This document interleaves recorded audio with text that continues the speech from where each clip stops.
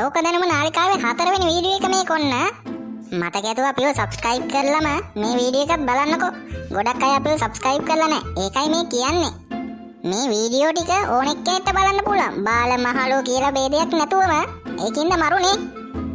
මේ යාළුවනේ. ඔයාලා දන්නවද අතීතේ පණිවිඩය ආවපු විදිහ? පරවියුන්ගේ අතේ එහෙම යවුවා මතකනේ? එතකොට රැට ගාන්නේ මොකද්ද කියලා දන්නවද ඔයා?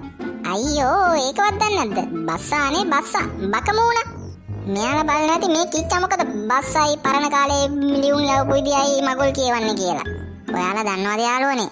හැරි පොටර් කතා මාලාවේ එන බස්ස දැකලා දෙන්නවා. ළඟටම ලියුම් එහෙම ගෙනල්ලා දෙන්නේ.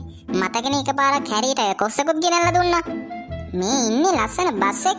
ඉතින් යාළුවනේ මේ පේනා වගේ බස් එක හැරි පොටර් කතාවේ යොදාගෙන තියෙනවනේ ලියුම් එහෙම බෙදන්න. ඔයා දන්නවද දෙයක්? මේ බස් වලට ලියුම් අරන් යන්න එහෙම ඒ චිත්‍රපටයේ නිෂ්පාදන කණ්ඩායම පුරුදු පුහුණු කරලා තියෙනවලු. මේකට අධික වියදමක් වගේම මාස 4ක පමණ කාලයක් ගත වෙලා තියෙනවලු. ඔයා හැරි පොටර් බැලුවට ඒ සීන් එක දන්නේ නැහනේ. දැන් දන්නවනේ. එහෙනම් ඉතින් ලෝක දැනුම අපිව subscribe කරලා ඊළඟ වීඩියෝ එක හෙට 6:00ට බලමුකෝ. ගිහින් එන්නම් අදට. බයි. මතක ඇතුව කමෙන්ට් එකකුත් දාන්න ඔයාලට මොනවද දැනගන්න ඕනේ කියලා එහෙම.